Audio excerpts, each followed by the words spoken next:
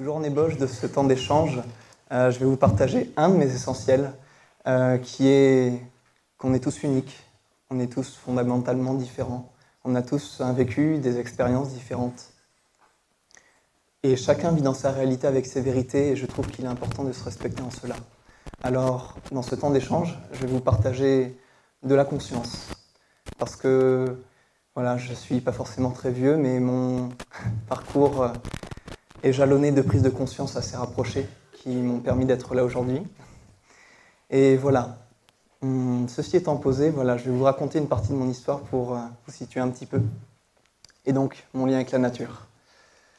Donc, c'est l'histoire d'un jeune garçon qui grandit dans la nature, dans la forêt. Un jeune garçon qui grandit sans son père et qui, à l'âge de l'adolescence, pour se nourrir de cette énergie paternelle qui n'était pas là, fonce dans le sport, voilà, à outrance, jusqu'à ce que je comprenne un jour que c'était pour combler un manque. Et on m'aurait parlé de géobiologie ou de pendule il y a 6 ans, je vous assure, je serais parti en courant à l'opposé. Mais c'est à la suite d'un voyage en Chine où justement j'ai vécu certaines prises de conscience, notamment sur la chance que l'on a ici en France. Par exemple, rien que d'être dans ce cadre-là ce soir, c'est une vraie chance. J'ai vécu plusieurs mois à l'étranger où j'ai contacté je suis allé dans certaines régions assez reculées où j'ai pu me rendre compte de la valeur des choses, de la vraie valeur des choses, de la richesse que l'on a chaque jour, par exemple, d'avoir à manger, simplement, de pouvoir boire, de pouvoir prendre une douche avec de l'eau chaude. Voilà, rien que ça, c'est précieux. Et quand je suis revenu de mon voyage en Chine et que j'ai enfin quitté le nid familial, très rapidement, j'ai rencontré en l'espace d'1 ou 2 mois 4 thérapeutes, ce qui ne m'a vraiment pas laissé indifférent, même pour le bon saint Thomas que j'étais à l'époque. Et je me suis dit, bon, ça fait quand même un peu beaucoup, 4 intervenants du bien-être, 4 thérapeutes que je contacte dans ma vie, et là je me suis dit, ok, il y a quelque chose à voir. Et effectivement, il y avait pas mal de choses à voir. Et en fait, c'est la première fois que j'ai vu mon premier professeur faire tourner un pendule et utiliser un symbole particulier. Ça fait boum boum ici au niveau du cœur. Et là, il y a quelque chose qui m'est venu, une petite voix intérieure qui m'a dit « mais ça, tu connais ». Et là, mon mental qui revient à la charge « mais non, c'est la première fois que tu vois ça ». Et en fait, voilà, comme beaucoup de choses qui nous arrivent dans notre vie, c'est ce qu'on appelle des reconnexions. On a beaucoup de choses dans nos mémoires et voilà, qui sont dues à certains passés. Et très vite, en fait, je me suis aperçu que c'était ma voie. Voilà. Tout ce qui est en lien avec la terre, tout ce qui est en lien avec le bien-être, à commencer par mon bien-être. Et pourquoi je me suis tourné vers la géobiologie, et je vais vous expliquer du coup un peu ce que c'est. Quand on grandit sans père, on manque de structure. Voilà. Et c'est ce qui m'a amené à la géobiologie, parce que la géobiologie est une méthode, une science antique qui permet de détecter les différents organes, les différents centres énergétiques, les différents méridiens de la Terre.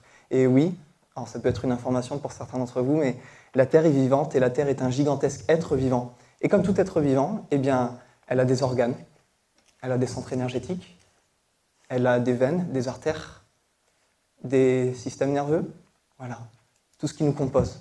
Tout ce qui est présent ici, dans le microcosme, c'est présent sous vos pieds. Voilà. Donc moi, en fait, mon métier, ma passion qui m'est apparue maintenant comme une évidence il y a à peu près 5-6 ans, c'est de détecter les différentes parties du corps de la Terre et de voir l'impact que ces dernières ont sur le vivant. Voilà. Donc on me fait intervenir dans les habitations, quand généralement on ne se sent pas très bien. Voilà, on m'appelle du genre « ça va vraiment pas ». Et ce qu'il est important de savoir, c'est que nous sommes dans une société sédentaire où l'on va rester 5 ans, 10 ans, 20 ans dans la même habitation et toujours soumis à la même énergie. Alors la question que je vous pose et qui peut peut-être vous faire réfléchir, c'est comment peut-on s'épanouir dans un environnement qui vibre bas ? Voilà. Alors même si rien n'est pollution en soi et que rien n'est négatif dans l'absolu, parce que voilà, positif comme négatif, c'est simplement des polarités. Et voilà, donc certains phénomènes de la Terre peuvent être impactants au long terme pour le corps, oui, mais ils ne sont pas négatifs en soi. Voilà. Et donc, moi, un de mes rôles dans mon métier de géobiologie, c'est de détecter ces différents organes qui sont présents dans le sous-sol et à la surface du sol. Donc ça comprend à la fois des phénomènes physiques, des phénomènes éthériques. Et voilà, mon métier, c'est tout simplement de détecter cela et de permettre à autrui de se revitaliser dans son environnement. Donc une fois que j'avais compris ça, que j'en avais besoin pour moi, eh bien, j'ai pu commencer à redonner cela à autrui. La géobiologie est également une méthode qui permet de redonner à la Terre tout ce qu'elle nous donne. C'est-à-dire que, comme quand on va voir un acupuncteur, il va se servir de ce qu'on a déjà dans le corps comme support pour appuyer dessus, sur des zones qui sont potentiellement endommagées, etc. Et se sensibiliser à toutes les vibrations qui nous viennent du sol et nous sensibiliser également à notre lien ancestral avec la Terre. Parce que nous sommes tous des enfants de la Terre et elle nous nourrit chaque jour. Chaque jour, nous respirons son air.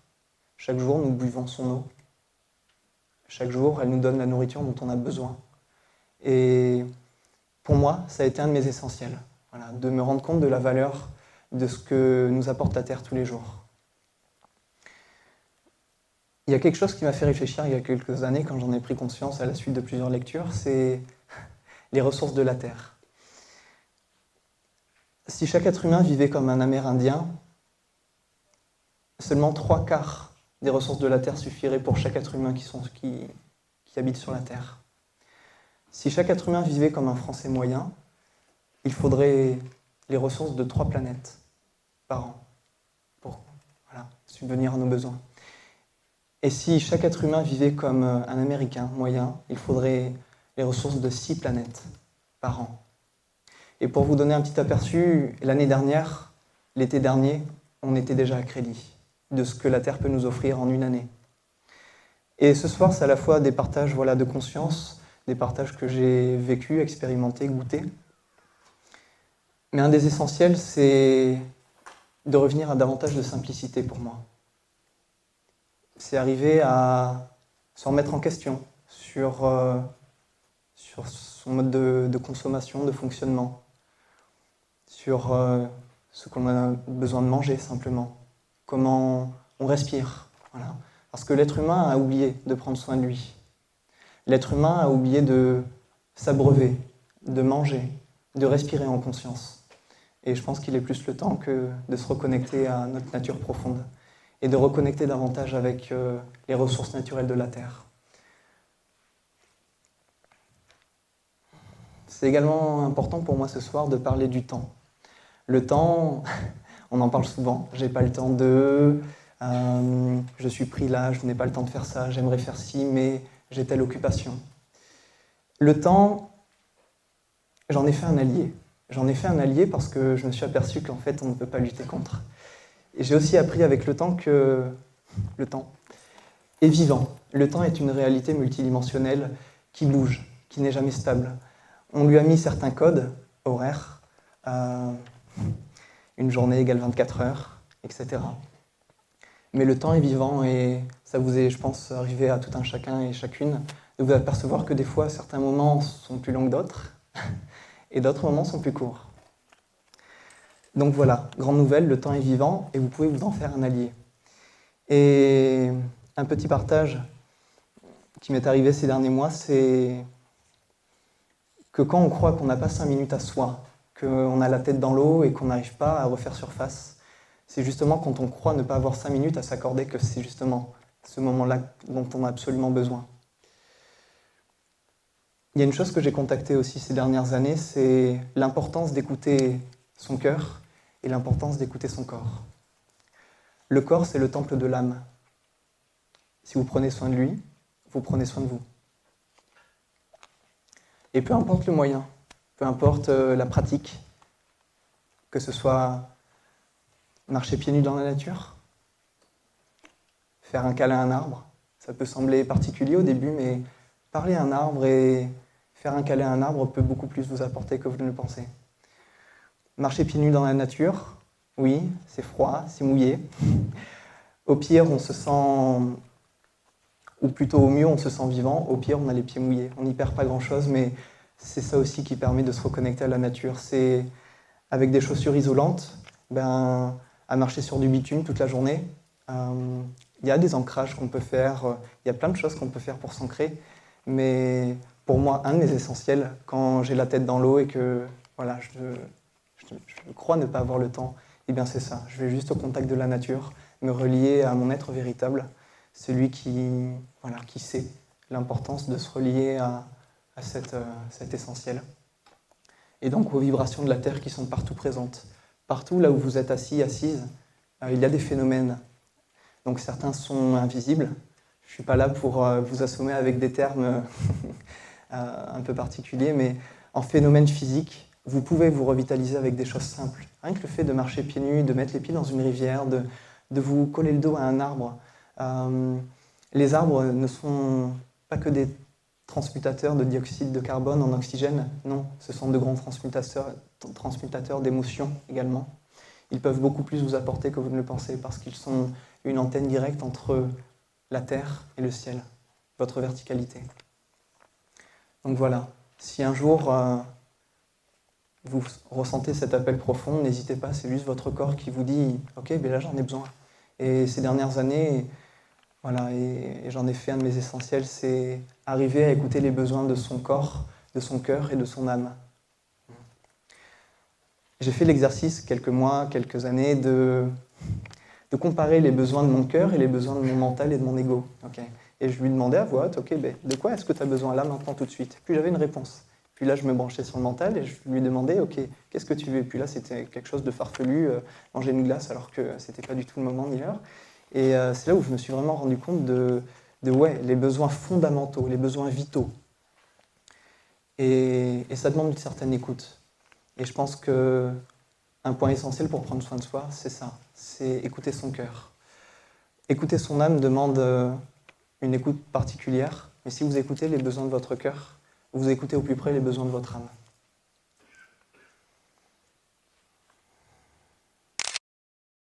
Qui est encore une fois un des essentiels, c'est de prendre soin de la terre. Parce que la terre, tous les jours, nous donne de l'amour.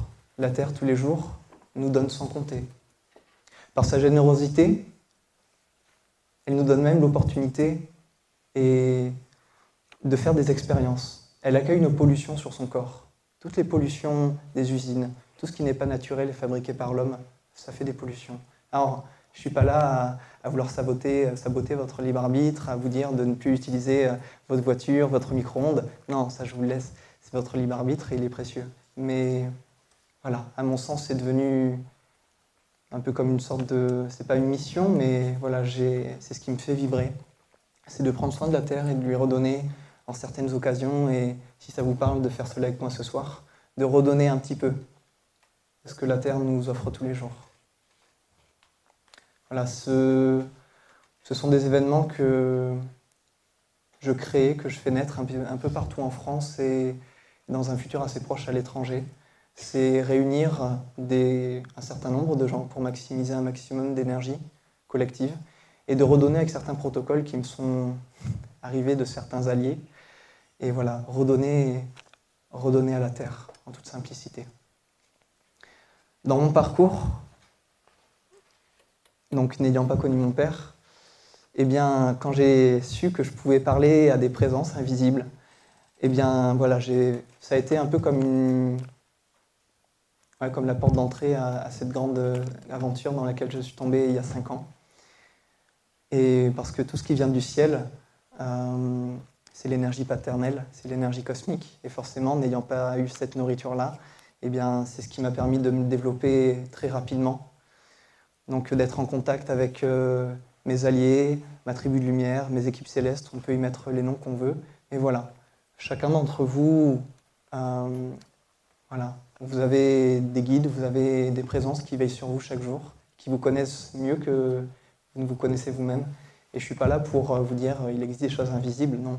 Mais sachant que dans mon parcours, j'ai eu la chance de les entendre, de les voir comme je vous vois, eh bien, voilà, ça fait partie d'un partage que je voulais vous faire, et notamment sur le fait qu'on a tout en nous. On a tout en nous, et ça, c'est ce que j'ai contacté l'année dernière. Parce qu'on a beau entendre de notre thérapeute, de notre coach, de nos guides, pour ceux qui les écoutent, eh bien, les plus grandes transformations viennent de soi. C'est ce que j'ai contacté l'année dernière et vous aurez beau entendre votre famille, des amis, des guérisseurs, des thérapeutes vous dire tu devrais travailler ça ou même on va travailler ça et après c'est... Mais si la démarche ne vient pas de vous, comme de prendre soin de vous, de retourner à votre essentiel, eh bien ça va rester dans les hautes sphères de votre conscience. Mais la conscience, c'est bien d'avoir conscience d'une chose. C'est le premier pas vers une guérison, un changement de cap. Mais le passage à l'action, c'est faire descendre cette conscience dans la matière et dans son quotidien, et de s'y tenir. Des fois, on assiste à plusieurs conférences dans l'année, on assiste à des stages, voilà, on apprend des choses. Et puis, sur, admettons, 10 stages, qu'est-ce qui reste? Qu'est-ce qui reste concrètement? Qu'est-ce que vous avez mis dans votre quotidien? C'est ça qui compte réellement. Oui, avoir conscience de choses, ça fait grandir, ça fait évoluer. Mais après, dans votre manière de respirer, dans votre manière de manger, dans votre manière d'agir, le regard que vous avez de vous-même, le regard que vous avez d'autrui, voilà, c'est tout ça. Et c'est faire descendre cette conscience et la mettre au service. Et qu'elle soit présente dans la matière. Voilà. Je dis assez souvent, la conscience c'est bien, mais la conscience dans l'action c'est mieux. C'est, comme disent les Amérindiens, marche ta parole. Et c'est important, à mon sens, d'aller en cela. Alors, si vous le voulez bien, j'ai pris le temps un petit peu plus tôt dans la soirée de détecter un point d'énergie particulier qui se trouve ici. Donc, avec cette petite pierre en support énergétique. Et si ça vous parle, je vais vous proposer une petite pratique très simple pour redonner à la terre. Donc, je vous invite à vous libérer les mains.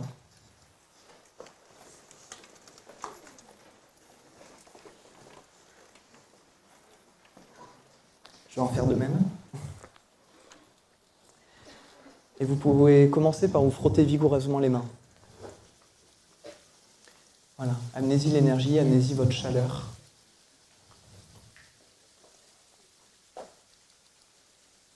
Voilà. Et puis quand vous le sentirez, vous pouvez vous stopper et garder les mains au niveau du cœur. Voilà. Vous pouvez relâcher les épaules, c'est pas non plus interdit.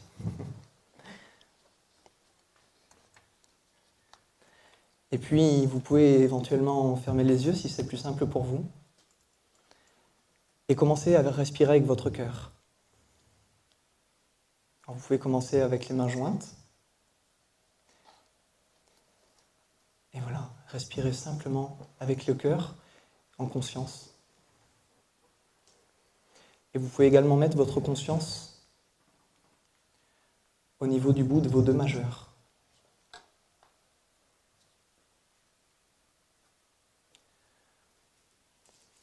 Voilà, et vous pouvez faire croître votre énergie du cœur.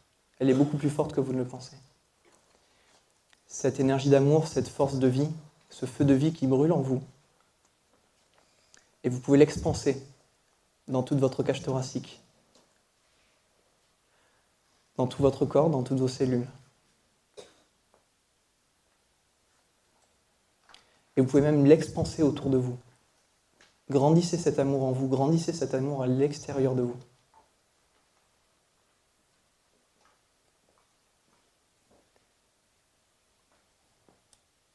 Puis très simplement, vous pouvez maintenant écarter légèrement vos mains, comme ceci, pour en faire le contour d'une sphère. Et vous pouvez commencer par visualiser une sphère de lumière. Peu importe la couleur, si elle est transparente, c'est ok aussi. Si une couleur vient, gardez-la sans forcer.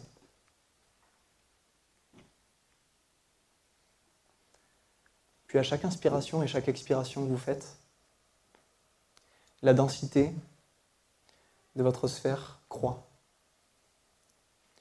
À chaque inspiration et chaque expiration que vous faites, l'énergie de votre corps et de vos mains et l'énergie de votre cœur densifient cette sphère. À cet instant-là, ça peut même commencer à fourmiller dans les mains. Et si l'espace entre vos deux mains est trop étroit, n'hésitez pas agrandir l'espace.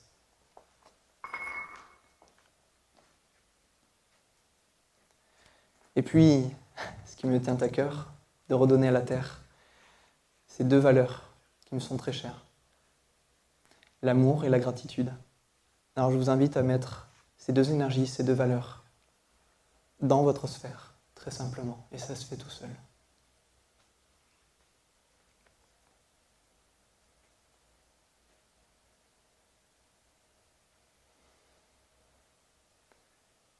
Et quand ce sera le bon moment pour vous, et simplement dans l'intention, ça va se faire tout seul. Vous pourrez diriger votre intention et cette sphère de lumière remplie d'amour et de gratitude comme un cadeau à la Terre, comme quelque chose que vous lui redonnez, comme ce qu'elle vous donne tous les jours. Quand ce sera le bon moment pour vous, vous pouvez simplement diriger vos mains et votre intention, voilà, sur cette pierre qui se trouve par ici. Et même si vous êtes agencé en quinconce, voilà, votre sphère va faire le juste chemin.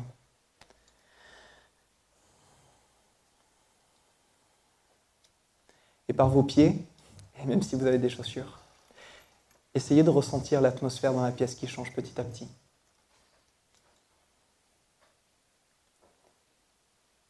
Sentez l'énergie collective qui s'accumule en un seul point et qui se répand dans toute la pièce. C'est aussi un beau cadeau qu'on fait à la ville de Bordeaux. On va l'illuminer encore plus. Voilà. Et quand vous pensez avoir tout donné, voilà, vous pouvez relâcher les mains tout simplement.